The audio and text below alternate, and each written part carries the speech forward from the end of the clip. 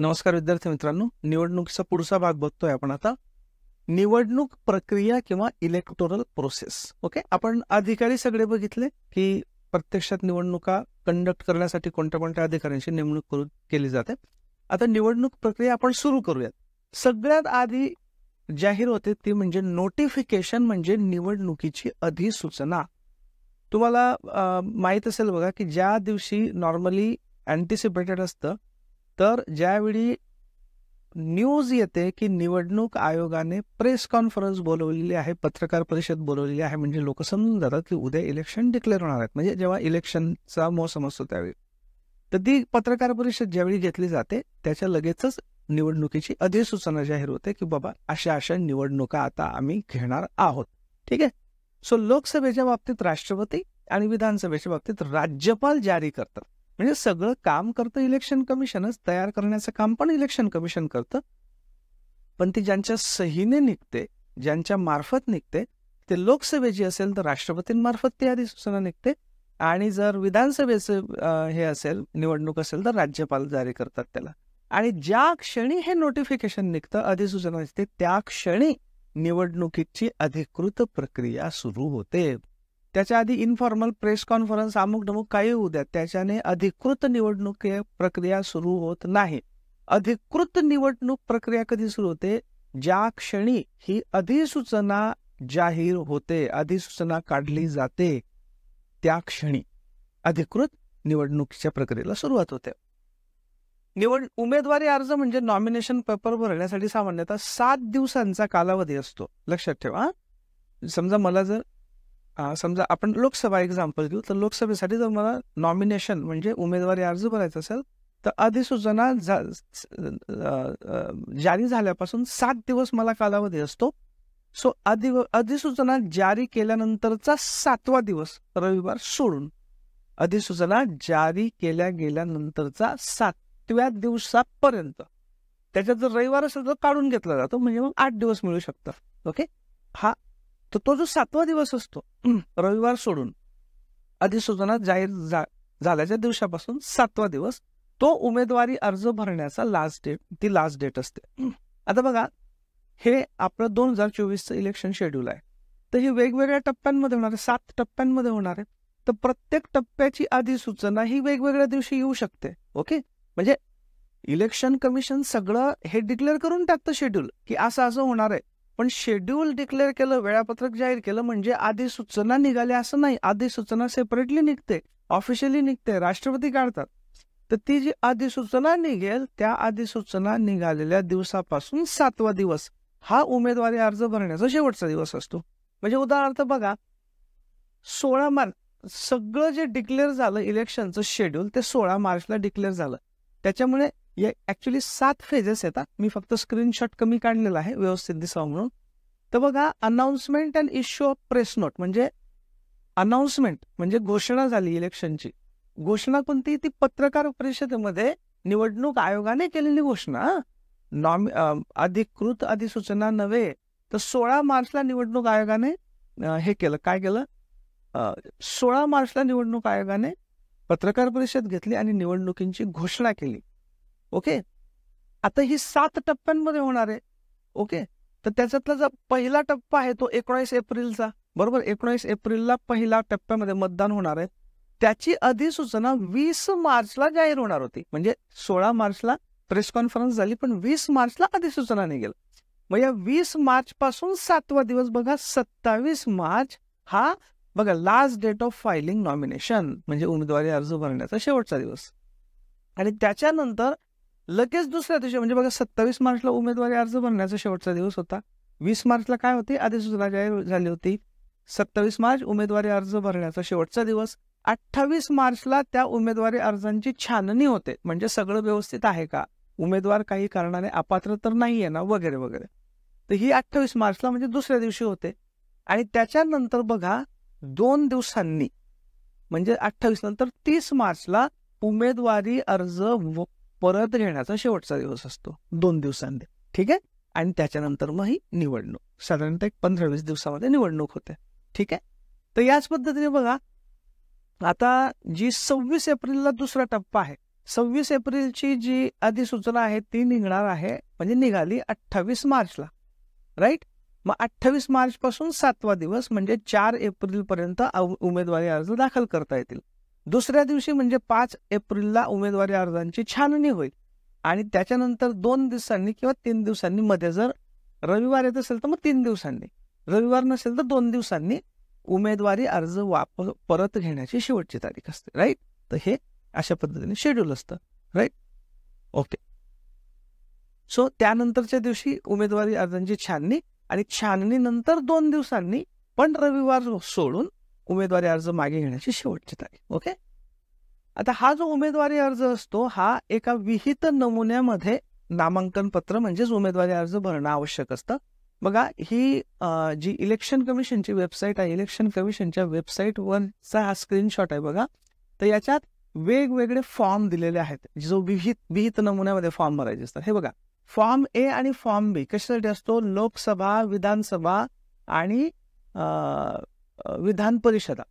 Form ए आणि form बी कशासाठी आहे? राज्यसभा आणि विधान परिषद.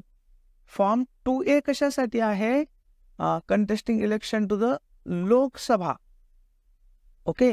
नंतर form 2B nomination paper for contesting election in the Vidhan Sabha. Okay.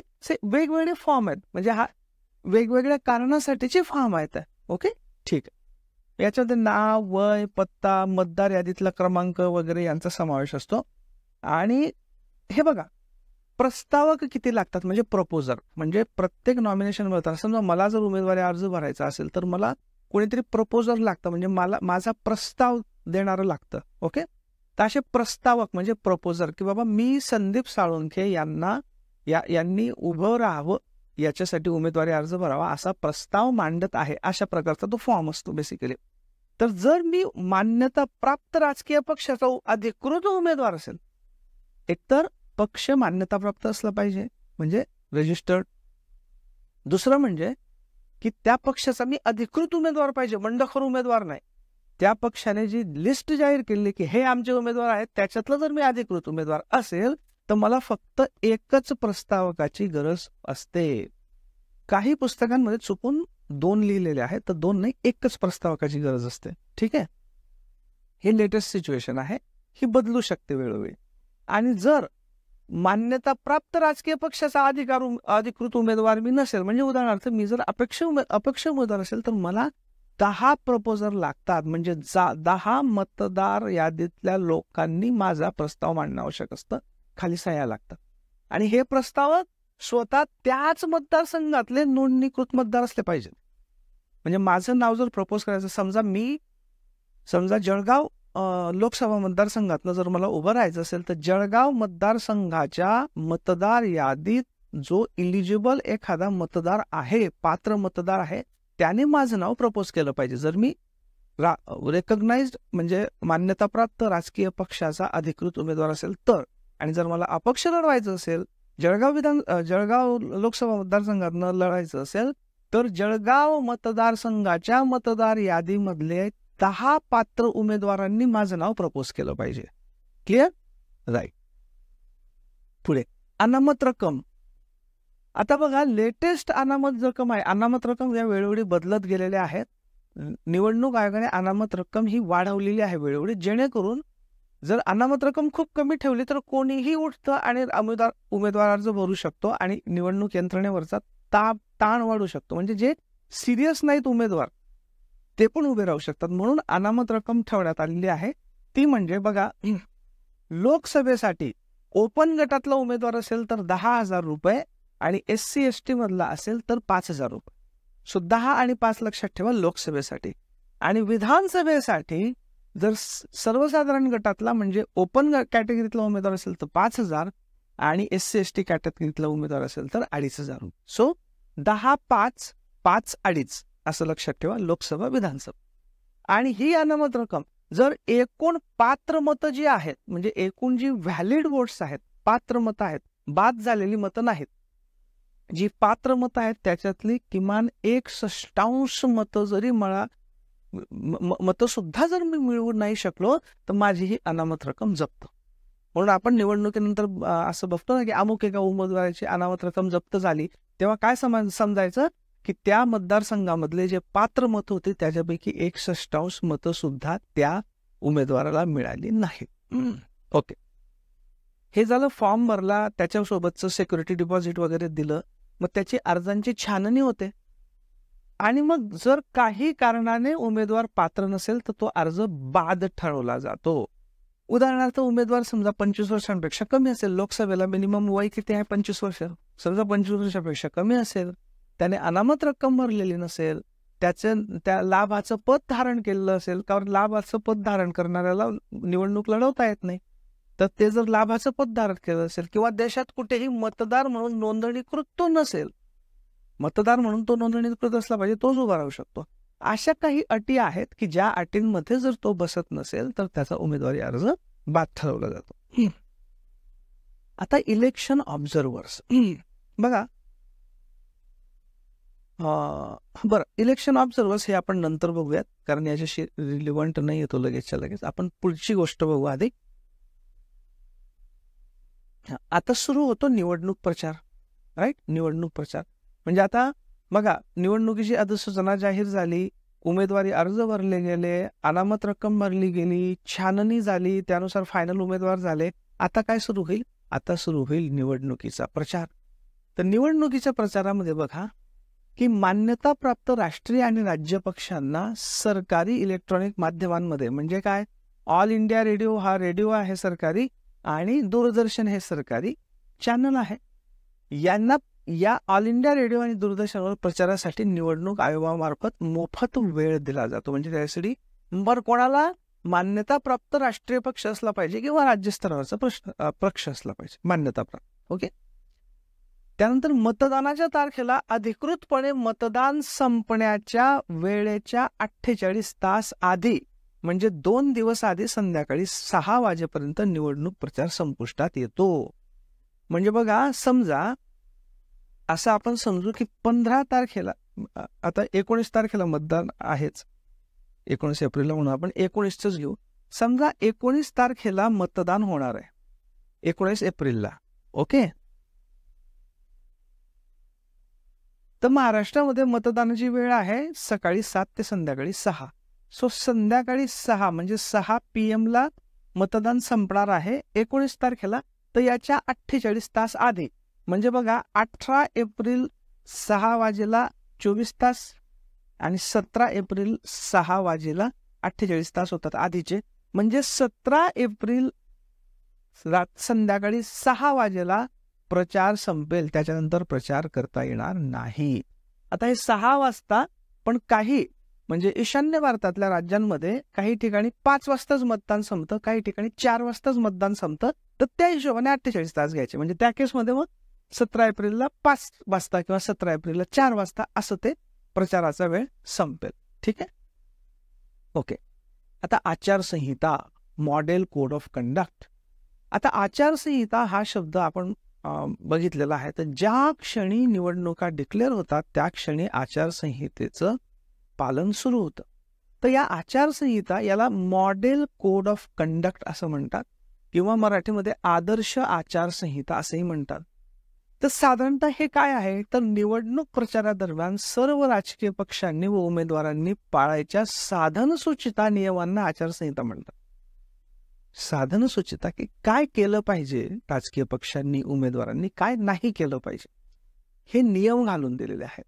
सगळ्यात महत्वाचं म्हणजे स्वतंत्र आणि निष्पक्षपातीप्रमाणे निवडणुका व्हाव्यात यासाठी निवडणूक आयोगाने घालून दिलेले हे नियम आहेत. सगळ्यात महत्वाचे. आणि अजून म्हणजे काय, थोडक्यात की बाबा धार्मिक तेढ निर्माण करणारी वक्तव्य करू नये, जातीय तेढ निर्माण करणारी हे करू नयेत वगैरे. हे तर झाले जनरल, बरोबर. कोणाचं वैयक्तिक चारित्र्य हनन करू नये वगैरे वगैरे, हे तर झाले जनरल रूल्स. त्याच्या व्यतिरिक्त एक महत्वाचा पर्पज असतो आचारसंहितेचा, जो बऱ्याचदा मिस होतो आपला. तो असा की सर्व राजकीय पक्षांना समान स्तरावर संधी मिळावी आणि सत्ताधारी पक्षाला सत्तेचा अवाजवी फायदा मिळू नये, हे देखील हे महत्वाचं उद्दिष्ट असतं. बघा, कुठलीही निवडणूक घेतली तर त्यावेळी निवडणुकीच्या वेळी कुठलं तरी एक सरकार अस्तित्वात असतं ऑलरेडी, ते कुठल्याही पक्षाचं असेल. ते बीजेपीचं आज बीजेपीचं आहे, 10 वर्षापूर्वी काँग्रेसचं होतं, पुढच्या 10 वर्षानंतर दुसऱ्या कोणाचं असेल, फॉरगेट अबाउट इट. म्हणजे ज्यावेळी निवडणुका होतात त्यावेळी कुठला तरी एक पक्ष, आधीचा पक्ष सत्तेत असतो, त्याच्याकडे सरकारी यंत्रणा असते, त्याच्याकडे सगळे सरकारी ॲसेट्स म्हणजे मालमत्ता असतात. त्यांचा वापर जर सरकारी पक्षाने निवडणुकांसाठी करायचं ठरवलं, म्हणजे सत्ताधारी पक्षाने जर निवडणुकांसाठी करायचं ठरवलं, तर विरोधी पक्ष आणि सत्ताधारी पक्ष हे एका लेवलला राहतील का? नाही. सत्ताधारी पक्षाकडे तर मग सरकारची विमानं काय, हेलिकॉप्टर काय, गाड्या काय, पोलीस काय, निवडणूक यंत्रणा काय, वेगवेगळ्या पोलीस फोर्सेस काय, सगळंच आहे. आणि विरोधी पक्षांकडे काहीच राहणार नाही. मग लेव्हल प्लेईंग फील्ड, जे प्लेईंग फील्ड ज्याला आपण म्हणतो, म्हणजे समान स्तरावर राहतील का? ते नाही. म्हणून हा पण एक पर्पज असतो की असे काही नियम घालून द्यावेत की जेणेकरून सत्ताधारी पक्षाला अवाजवी फायदा मिळणार नाही. त्याच्या तशा प्रकारच्या नियमांचा सुद्धा समावेश कशामध्ये होतो? मॉडेल कोड ऑफ कंडक्टमध्ये होतो. राईट? ओके. आता आचारसंहितेचा थोडक्यात इतिहास. आदर्श आचारसंहितेची सुरुवात झाली होती 1960 मध्ये. कधी? 1960. केरळ विधानसभा निवडणुकीमध्ये पहिल्यांदा प्रशासनाने आचारसंहितेचे काही नियम घालून देण्याचा प्रयत्न केला. प्रशासनाने सुरुवात केली. कधी?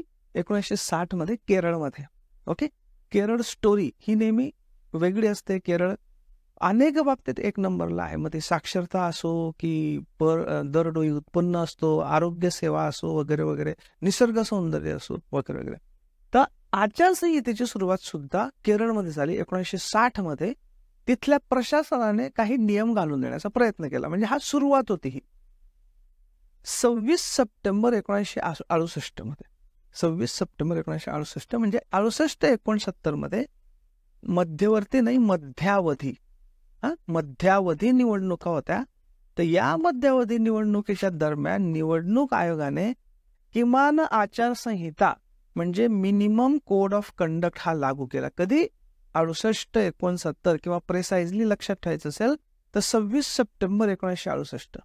म्हणजे 1968 हे पक्क लक्षात ठेवा की इथे पहिल्यांदा मध्यावधी निवडणुकांमध्ये म्हणजे मिड टर्म इलेक्शनमध्ये आदर्श आचारसंहिता, मिनिमम कोड ऑफ कंडक्ट, आदर्श नाही मिनिमम म्हणजे किमान आचारसंहिता ही अस्तित्वात आली. त्याच्यानंतर 1979, 1982, 1991 आणि 2013 मध्ये यात सुधारणा करण्यात आल्या. ओके. 2013 लेटेस्ट पर्यंत आहे. याच्यात काही ऍडिशन डिलिशन करण्यात आल्या. ठीक आहे. आता ही आचारसंहिता निवडणूक आयोगाने राजकीय पक्षांशी चर्चा करून सहमतीच्या आधारावर तयार केलेली आहे. ही काही एकतर्फी निवडणूक आयोगाने तयार केलेली नाही. याच्यासाठी राजकीय पक्षांशी पण चर्चा केलेली आहे. सगळ्या राजकीय पक्षांशी चर्चा केलेली आहे आणि सर्वांच्या सहमतीने हा मॉडेल कोड ऑफ कंडक्ट म्हणजे MCC म्हणजे आदर्श आचारसंहिता तयार करण्यात आली. ओके. निवडणूक आयोगाने निवडणुकीचे वेळापत्रक म्हणजे इलेक्शन शेड्यूल जाहीर करता क्षणी आचारसंहिता अंमलात येते आणि निवडणूक प्रक्रिया पूर्ण होईपर्यंत अंमलात राहते. लक्षात ठेवा, इथे काय येतं? आधीच्या एका याच्यात आपण जे उमेदवारी अर्ज भरण्याशी रिलेटेड गोष्ट होती ती कधीपासून 7 दिवस काउंट होत होते. याच्यापासून कशापासून? ज्या क्षणी हे काय नोटिफिकेशन म्हणजे अधिसूचना जाहीर झाल्यापासून. पण आचारसंहिता ही कुठून सुरू होते? जेव्हा ती प्रेस कॉन्फरन्स घेतली जाते, निवडणूक आयोग घोषणा करतं पत्रकार परिषद घेऊन, तेव्हापासूनच आचारसंहिता सुरू होऊन जाते. राईट? हे फार महत्वाचं आहे. तर आचारसंहिता कधीपासून अस्तित्वात येते? ज्या क्षणी निवडणुकीची घोषणा झाली त्या क्षणी, शेड्यूल जाहीर झालं त्या क्षणी, वेळापत्रक जाहीर झालं त्या क्षणी. लोकसभा निवडणुकीच्या वेळी आचारसंहिता संपूर्ण देशात लागू असते, तर विधानसभाच्या वेळी त्या संपूर्ण राज्यात लागू असते ऑब्व्हियसली. आणि जर पोटनिवडणूक असेल म्हणजे बाय इलेक्शन असेल की एखाद्याच मतदारसंघामध्ये इलेक्शन आहे, कोणाचा मृत्यू झाला किंवा कोणी रेझिग्नेशन दिलं तर तेवढ्या मतदारसंघापुरती असते. ठीक आहे. ओके. तर तो मतदारसंघ ज्या जिल्ह्यात असेल त्या जिल्ह्यांमध्ये लागू असते. ओके. नुसत्या त्या मतदारसंघात नाही, तर तो मतदारसंघ ज्या जिल्ह्यात आहे त्या जिल्ह्यामध्ये ती लागू असते आचारसंहिता. महत्वाच्या बाबी काय आहेत आचारसंहितेमधल्या? बघा, सत्ताधारी पक्षाला कुठल्याही प्रकारे सरकारी घोषणा, नवीन योजना सुरू करता येत नाही. शिलान्यास किंवा उद्घाटन, लोकार्पण, भूमिपूजन असे कार्यक्रम घेता येत नाही. कारण काय, त्याच्याने शासन म्हणजे जो सत्ताधारी पक्ष आहे त्याला फायदा मिळू शकतो. की जशी इलेक्शनचं शेड्यूल डिक्लेअर झालं तसं जर सरकारने ठरवलं की अमुक एका वर्गासाठी इतके 1000 कोटी आम्ही देऊ, तमुकसाठी इतके 1000 कोटी देऊ, तर मग तर असं होईल ना की सत्ताधारी पक्षाला त्याचा आवाजही फायदा मिळेल. म्हणून बऱ्याच वेळा असं असतं की जो सत्ताधारी पक्ष असतो, कुठलाही असो तो सत्ताधारी पक्ष, बऱ्याचदा इन्फॉर्मली असं होतं की निवडणुका जाहीर होण्याच्या आधीच बरेचसे डिक्लेअर, वेगवेगळ्या योजना, शिलान्यास, लोकार्पण, उद्घाटन हे उरकून घेतले जातात. कारण आचारसंहिता एकदाची लागू झाली की याच्यातलं काहीही करता येत नाही. केलं तर त्याच्यावर कारवाई होऊ शकते. सरकारी गाडी, सरकारी बंगला किंवा सरकारी विमानाचा वापर निवडणूक प्रचारासाठी करता येत नाही. ओके, निवडणूक प्रचारासाठी नाही. हा, काही ऑफिशियल कामं असतील ती गोष्ट वेगळी. निवडणूक प्रचारासाठी सत्ताधारी पक्षाला याचा वापर करता येत नाही. म्हणजे अर्थात विरोधी पक्षाला पण वापर करता येत नाही, पण विरोधी पक्षाकडे काही हे नसतंच ना बेसिकली, म्हणून तर तो विरोधी पक्ष असतो. जनसंपर्क माध्यमांचा वापर पक्षपातीपणे करू नये. कारण अनेकदा जनसंपर्क माध्यम त्याच्यातले जे स्पेशली सरकारी असतात ते तर सरकारच्या ताब्यात असतात, तर त्यांचा गैरवापर पक्षाच्या प्रचारासाठी नाही झाला पाहिजे. कुठल्याही पक्षाला प्रचार सभा, रॅली किंवा मिरवणूक काढण्यासाठी पोलिसांची पूर्व परवानगी गरजेची, रॅली वगैरेसाठी. जाती धर्मावरून तणाव निर्माण होईल अशी कुठलीही कृती प्रचारादरम्यान करण्यास मनाई आहे. जाती धर्मावरून तणाव निर्माण होईल अशी कुठलीही गोष्ट बोलण्यापासून करण्यापर्यंत अलाउड नाही आहे. हे कितपत पाळलं जातं ते तुम्ही तुमचा अंदाज घ्या.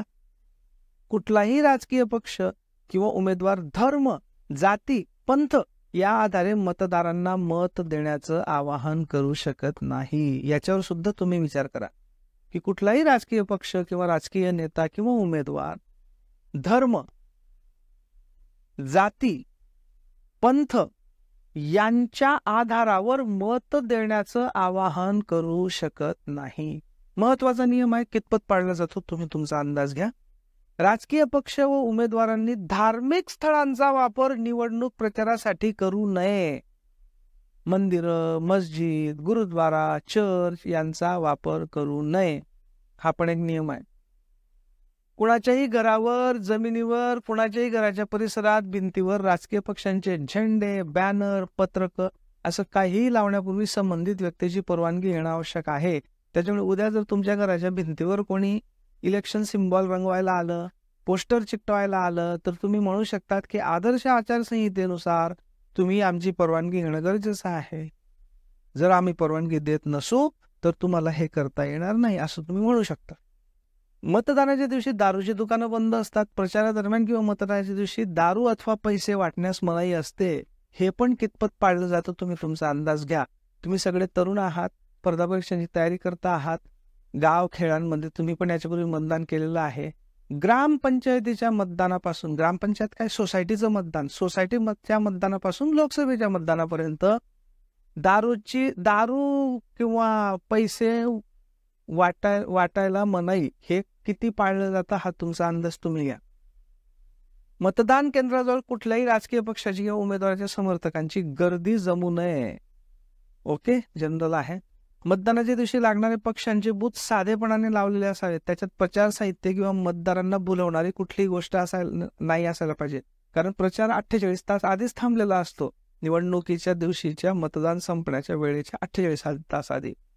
निवडणूक आयोगाने दिलेल्या आचारसंहितेनुसार भ्रष्ट आचरण आणि अपराध गुन्हा या श्रेणीत बसणारी कुठलीही कृती उमेदवाराने करू नये. ठीक आहे. मतदारांना पैसे देणे, मतदारांना धमकी देऊन घाबरवणे, बोगस मतदान केंद्रापासून 100 मीटरच्या आतल्या कक्षेत कुठल्याही पद्धतीचा प्रचार करणे, किती 100 मीटर आत अलाउड नाहीये प्रचार करणं. ओके, ठीक आहे. आता महत्वाची गोष्ट अशी आहे की हा आचारसंहितेचा काही कायदा आहे का, तर असा कायदा नाही. काही कमिशन्सनी किंवा काही लोकांनी, आणि विशेष करून एक जे माजी निवडणूक आयुक्त आहेत माझ्या हिशोबाने SY कुरेशी साहेब यांनी असं प्रतिपादन केलं होतं की आचारसंहितेला कायद्याचं स्वरूप दिलं पाहिजे. पण सध्या तरी याला हा कुठलाही कायद्याचा भाग नाही, पण आचारसंहितेतल्या काही नियम हे IPC म्हणजे इंडियन पिनल कोडच्या अंडर त्याच्या बाबतीत अपराध म्हणून गुन्हा दाखल केला जाऊ शकतो किंवा काही निवडणूक लढवण्यास बंदी घातली जाऊ शकते किंवा काय वॉर्निंग दिली जाते वगैरे अशा गोष्टी इलेक्शन कमिशनला करता येतात. म्हणजे काय की समजा एखादा आचारसंहितेच्या भंगाचा एखादी बाब घडलेली आहे आणि ती इंडियन पिनल कोडनुसार पण गुन्हा आहे, तर IPC नुसार त्याच्यावर गुन्हा दाखल करता येतो आणि काही ऍक्शन इलेक्शन कमिशनला पण घेता येतात. पण तरी सुद्धा आचारसंहिता हा अजूनही कायदा झालेला नाही, त्याला कायद्याचं स्वरूप नाही, त्याच्यासाठी स्वतंत्र अशा शिक्षा नाहीत. ओके, पण तरी सुद्धा बऱ्यापैकी याचा काही ना काही इफेक्ट होतो, हे आपण मान्य केलं पाहिजे. राईट. अगदी अलीकडे म्हणजे आता आपलं लोकसभेची निवडणूक चालू आहे 2024 मध्ये, तर मी इलेक्शन कमिशनची वेबसाईट बघितली तुम्हाला दाखवायची म्हणून. तर त्याच्यामध्ये हा जो सेक्शन आहे, हा बघा, हा सेक्शन आहे मॉडेल कोड ऑफ कंडक्ट. हे बघा, ही इलेक्शन कमिशनची वेबसाईट आहे, त्याच्यात हा होम, त्याच्यानंतर हा सेक्शन आहे इलेक्शन मॅनेजमेंट, त्याच्यात मॉडेल कोड ऑफ कंडक्ट. तर मॉडेल कोड ऑफ कंडक्ट मध्ये मी कालपर्यंत जे बघितलं, मला एकच हे सापडलं, मॉडेल कोड ऑफ कंडक्टच्या बाबतीत एकच हे सापडलं. तर ते असं आहे की हे पत्र आहे इलेक्शन कमिशनने लिहिलेलं सेक्रेटरीना, मिनिस्ट्री ऑफ इलेक्ट्रॉनिक्सला. तर त्याच्यामध्ये असं लिहिलेलं आहे की काही एक विकसित भारत नावाने, हे बघा, विकसित भारत नावाने एक मेसेज सगळ्यांच्या व्हॉट्सॲपवर मेसेजवर जात होता आणि त्याच्यातनं एक पत्र सगळ्यांना मिळत होतं पंतप्रधानांच्या सहीचं. आणि अनेक जणांनी कंप्लेंट केली होती की हे पत्र म्हणजे मॉडेल कोड ऑफ कंडक्ट म्हणजे आचारसंहिता अस्तित्वात आल्यानंतर सुद्धा हे पाठवलं जात आहे आणि भारताच्या मंत्रालयाकडनं पाठवलं जात आहे, त्याच्यामुळे हा आदर्श आचारसंहितेचा भंग आहे, अशा कंप्लेंट केल्या होत्या. तर ते इलेक्शन कमिशनने ऍक्सेप्ट केलं आणि ही जी मिनिस्ट्री आहे, ministry of electronics and information technology, त्यांना हे बघा इलेक्शन कमिशनने पत्र लिहिलेलं आहे बघा की WhatsApp mentioned that the WhatsApp messages referred in the letter were sent out on 15th March, that is before the MCC came into force. It was informed, म्हणजे 16 तारखेला डिक्लेअर झालं ना इलेक्शन. तर यांना क्वेरी केली गेली मंत्रालयाला, तर मंत्रालयाने सांगितलं की हे आम्ही 15 तारखेला पाठवले होते. म्हणजे 16 तारखेला प्रेस कॉन्फरन्स झाली इलेक्शन कमिशनची, म्हणजे आदर्श आचारसंहिता कधीपासून असते तर 16 तारखेपासून. तर यांनी म्हटलं की आम्ही 15 तारखेला पाठवलं होतं, म्हणजे आधीच पाठवलं होतं, आचारसंहिता अस्तित्वात आल्यानंतर आम्ही नाही पाठवले, पण काही मेसेजेस 15 तारखेला पाठवलेले हे 16 तारखेला डिलिव्हर झाले असतील, तर ते असं होऊ शकतं. मग शेवटी कमिशनने असं म्हटलेलं आहे की the commission has received complaints की असं आहे की हा आदर्श आचारसंहितेचा भंग आहे म्हणून. So you are hereby directed to ensure forthwith that no further delivery of WhatsApp message takes place during MCC period. MCC म्हणजे model code of conduct. A compliance report in this regard may be sent immediately. मग यांनी म्हटलं, election कमिशनने म्हटलं की ठीक आहे, तुम्ही आता इन्श्युअर करा की कोणत्याही परिस्थितीत ते जे हे आहेत व्हॉट्सॲप मेसेजेस आहेत ते तुमच्याकडनं गेले नाही पाहिजेत. त्याचीच ही बातमी बघा, election commission wants the government to stop this WhatsApp message with PDF from PM Narendra Modi. So अशा पद्धतीने इलेक्शन कमिशनकडे ज्या तक्रार येतात त्याच्यावर इलेक्शन कमिशन विचार करून त्यानुसार डायरेक्शन्स देतं, हे देतं की बाबा ठीक आहे, तुम्ही 15ला पाठवले होते, चुकून 16ला गेले असतील वगैरे वगैरे, पण याच्या पुढे पाठवू नका, या पद्धतीने. Okay, right. सो हे झालं कॅम्पेन. आता थोडंसं आपण ज्यावेळी ते वेगवेगळे अधिकारी बघत होतो त्याच्यावेळी आपल्याला एक प्रकारचे अधिकारी बघायचं राहिलं, ते आपण याच्यामध्ये बघून घेऊ. ते असतात इलेक्शन ऑब्झर्वर्स. ओके, इलेक्शन ऑब्झर्वर्स म्हणजे निवडणूक निरीक्षक. 6 प्रकारच्या निवडणूक निरीक्षकांची नेमणूक इलेक्शन कमिशन करतं. किती प्रकारचे निरीक्षक? 6 प्रकारचे. कोणते कोणते? एक जनरल ऑब्झर्वर म्हणजे सर्वसाधारण निरीक्षक, जनरल ऑब्झर्वर. दुसरे पोलीस ऑब्झर्वर म्हणजे पोलीस निरीक्षक. याच्यातला पोलीस निरीक्षक म्हणजे महाराष्ट्र गव्हर्नमेंट मधला PI नाही बरं का, हे पोलीस निरीक्षक म्हणजे ऑब्झर्वर. नंतर निवडणूक खर्च निरीक्षक म्हणजे एक्सपेंडिचर ऑब्झर्वर. सूक्ष्म निरीक्षक म्हणजे मायक्रो ऑब्झर्वर. विशेष निरीक्षक म्हणजे special observer for special circumstances. आणि मतमोजणी निरीक्षक म्हणजे काउंटिंग ऑब्झर्वर, मतमोजणी निरीक्षक. आता यांचं काम काय बघा, आधी थोडीशी हिस्ट्री. ऑगस्ट 96 मध्ये लोकप्रतिनिधित्व कायदा 1951 मध्ये नवीन सेक्शन 20B समाविष्ट करण्यात आला. हे महत्वाचं आहे. लोकप्रतिनिधित्व कायदा म्हणजे रिप्रेझेंटेशन ऑफ पीपल्स ऍक्ट 1951, याच्यात 1996 मध्ये एक नवीन सेक्शन इन्सर्ट केला गेला. कोणता सेक्शन? 20B, इंग्लिश मधला, लक्षात ठेवा. ओके, पक्का लक्षात ठेवा.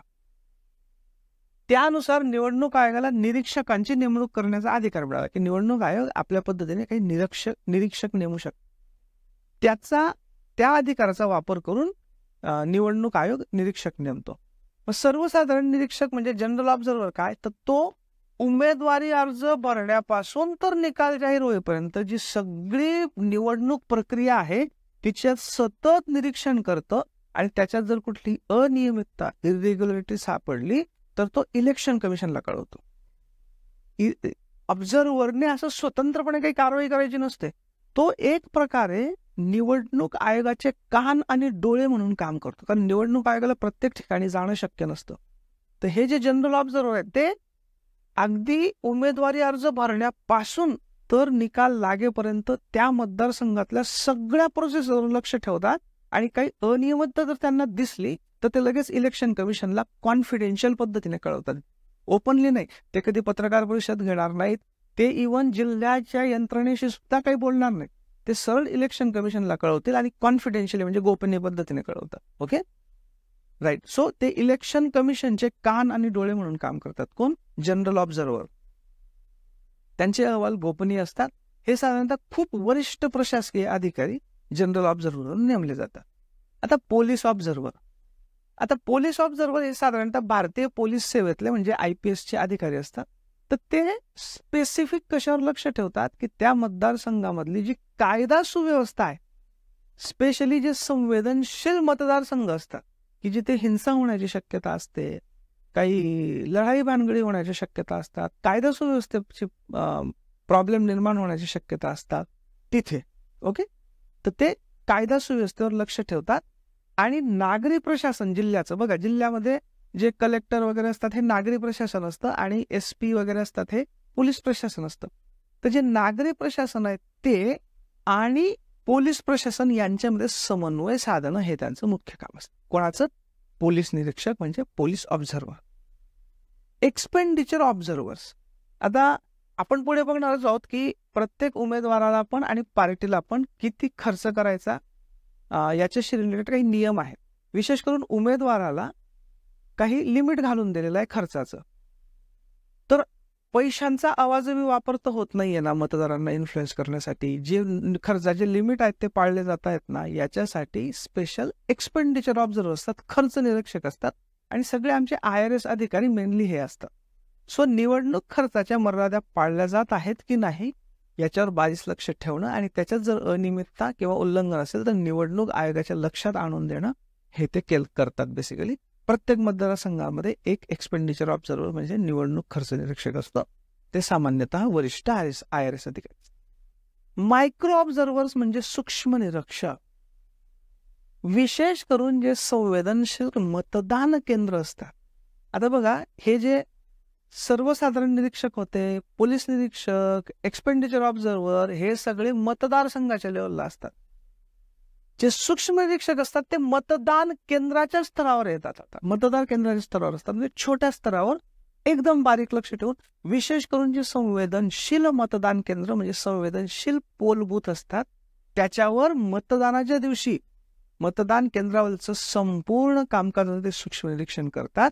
आणि त्याच्यात जर अनियमितता आढळली तर ती सर्वसाधारण निरीक्षक जे असतात, आपले जनरल ऑब्झर्व्हर स्टार्टिंगला बघितले, त्यांच्या लक्षात आणून द्या. ओके, तर हे कोणत्या स्तरावर असतात? मतदान केंद्राच्या स्तरावर, म्हणजे पोलिंग बूथच्या स्तरावर. कोण? सूक्ष्म निरीक्षक.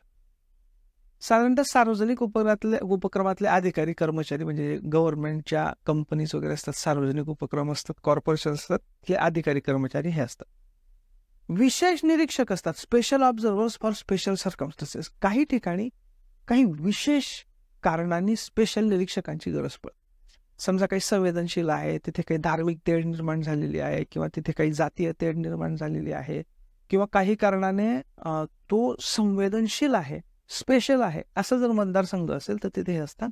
सो एखाद्या मतदारसंघात राज्यातील किंवा विशिष्ट क्षेत्रात, इव्हन ते काही क्षेत्रासाठी पण असू शकतात, एकच मतदारसंघ नाही तर राज्याच्या क्षेत्रासाठी सुद्धा असू शकतात. असाधारण परिस्थिती असेल तर तिथल्या निवडणूक प्रक्रियेवर विशेष लक्ष ठेवण्यासाठी नियुक्ती, आणि हे अतिशय वरिष्ठ किंवा सेवानिवृत्त प्रशासकीय अधिकारी असू शकतात. ओके, अतिशय खूपच वरिष्ठ, नाहीतर मग सेवानिवृत्त रिटायर्ड अधिकारी सुद्धा असू शकतात हे विशेष निरीक्षक. ओके, आणि लास्ट ते म्हणजे काउंटिंग ऑब्झर्व्हर, म्हणजे मतमोजणी निरीक्षक. तर विशेष करून जे संवेदनशील मतदारसंघ असतात त्याच्यातल्या मतमोजणीवर बारीक लक्ष ठेवण्यासाठी मतमोजणी निरीक्षक हे असतात. राईट. सो हे काही अधिकारी होते की जे रेग्युलर ची प्रक्रिया त्याचा भाग नाही तर त्याच्यावर लक्ष ठेवण्याचा भाग आहे हे 6 निरीक्षक. राईट. तर अशा पद्धतीने आपण या व्हिडिओमध्ये प्रक्रियेला सुरुवात केली आणि हे सगळं बघितलं. पुढच्या व्हिडिओमध्ये आता ऍक्च्युअल जे मतदान होतं तिथपासून तर निकालापर्यंतची आपण प्रक्रिया बघू. राईट. Thank you very much.